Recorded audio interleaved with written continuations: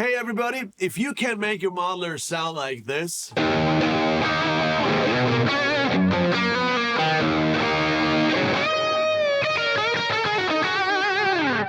then you're probably making one or more of the three most common mistakes that I see guitar players make when they're dialing in and playing their modelers. Today I'm going to show you what they are. I'm going to help you fix your tone on your modeler. So everything I'm going to show you today works for the Fractal, works for the Cortex, the Tonex, the Helix, the Kemper.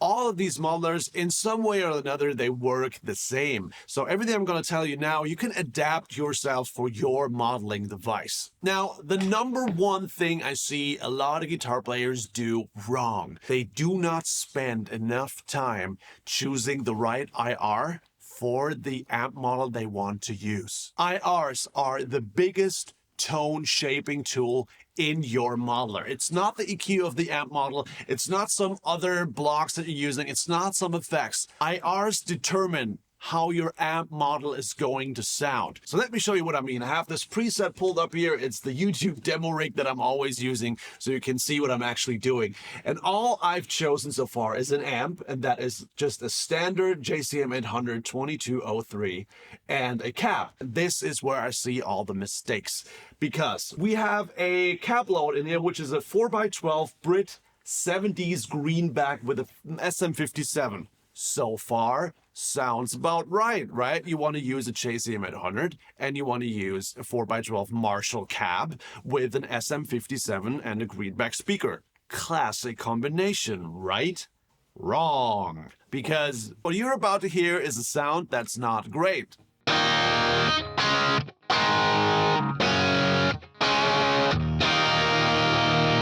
Right? It sounds way grainier than a JCM 800 should sound. It sounds absolutely, anemic in the high end. Has no mids whatsoever with the telly, and it just sounds like, do you remember these old Line 6 Spider amps from the 2000s? That's what this sounds like, right?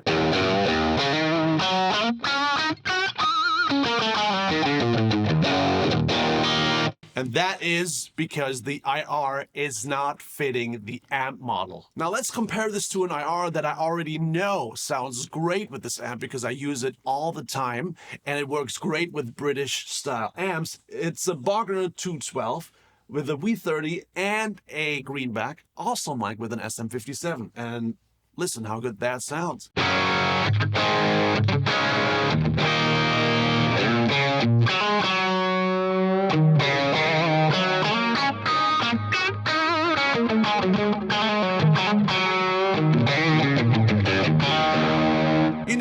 Nice tight bottom end. Nice oomph to it. Nice pronounced high end. But never actually brittle or harsh. And as you can hear, it's not only the EQ, the gain doesn't sound as grainy anymore. It's way more smooth sounding.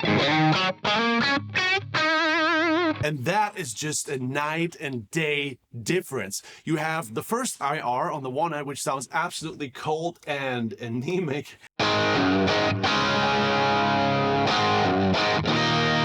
And you got this IR on the other hand.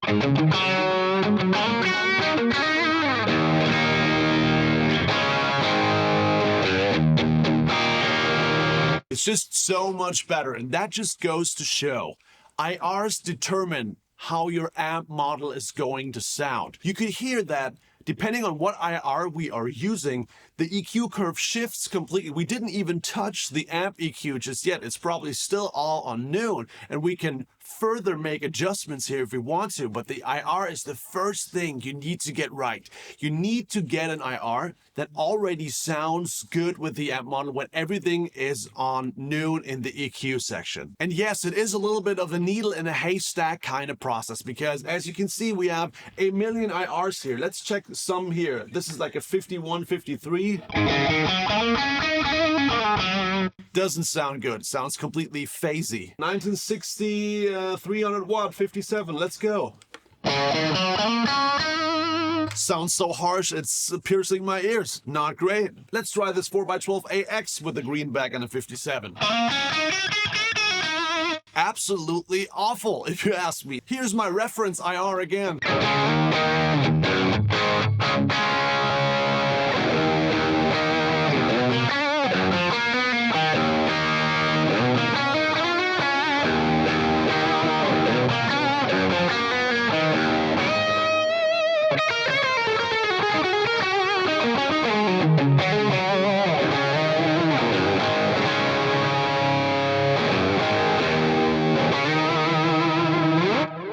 That's awesome. And I didn't include anything else. The IR matters the most, guys. Focus on the right IR. All right, second mistakes a lot of guitar players make is they're making their presets way too complex.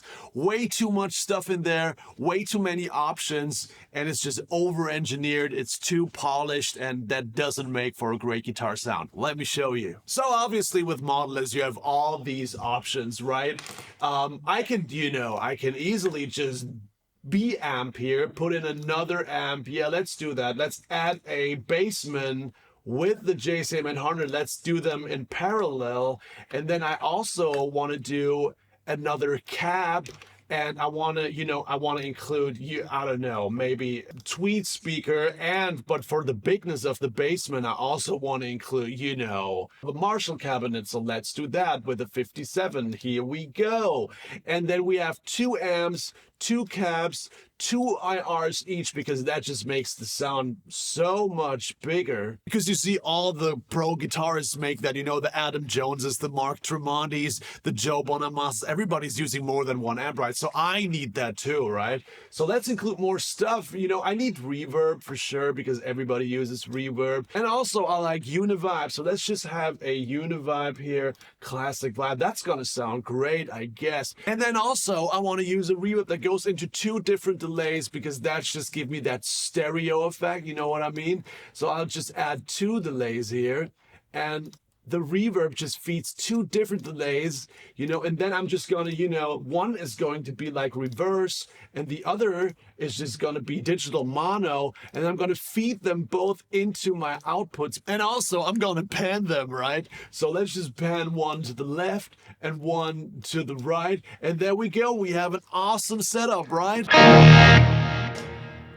No, we don't.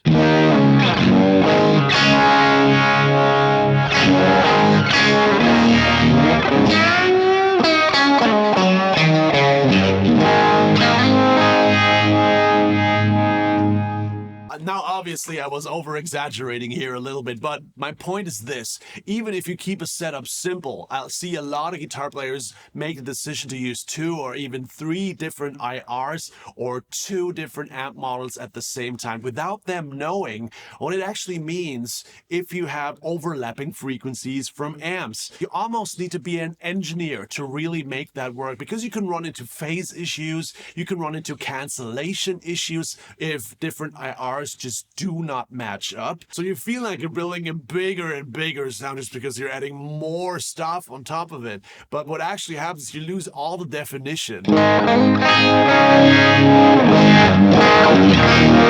that sound like a telly into a JCM900 in the basement? Actually not. It sounds like some weird frequency circus that doesn't really make sense. So how do we fix this? Here's my pro advice. If you want to use more than 1 IR, you can do that, but only use 2 ever, and only use 2 from the same cabinet. So that means if you want to include different flavors of IRs, use the same cabinet and just change the microphone choice. So for us, that means we're using the Bogner cabinet with the V30 and the greenback speaker with the 57 like we did before. And then we're also adding the same cabinet just with the Royer 121 ribbon mic. And this is what we're getting.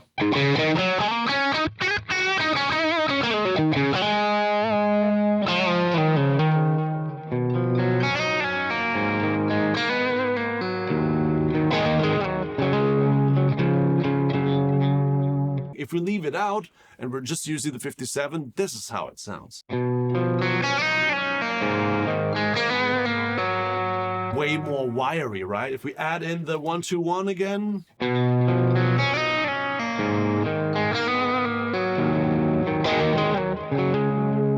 That actually does something. Adding that flavor makes the guitar sound smoother if you want that, but never go over 2 IRs and only use IRs of the same cabinet and you're good to go. Third mistake I see a lot of guitar players make when they're dialing in the modeler is they're judging the tone and dialing in the tone with headphones. Now, this might come as a surprise for you. You're probably saying, Joey, I mean, one of the core features of every modeler is you can play that stuff with your headphones.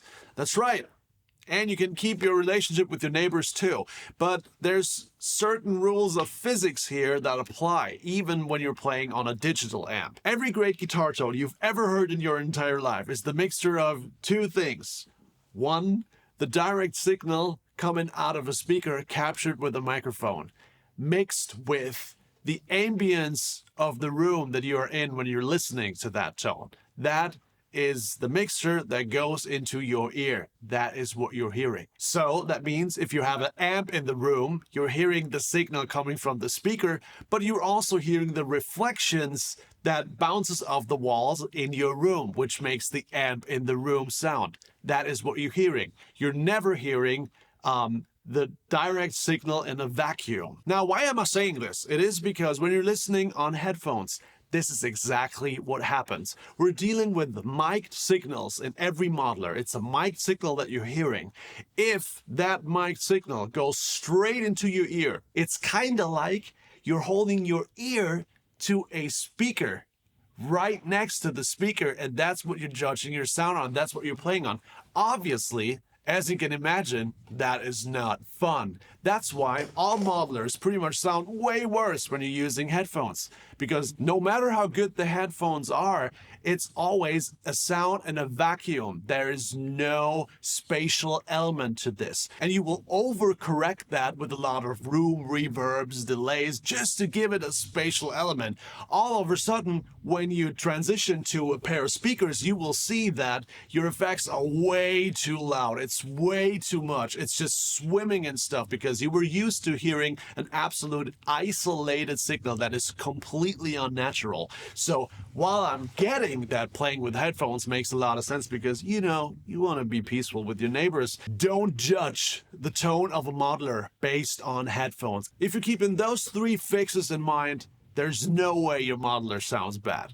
Absolutely no chance. So I hope you liked this one. I hope you learned something in this video, guys.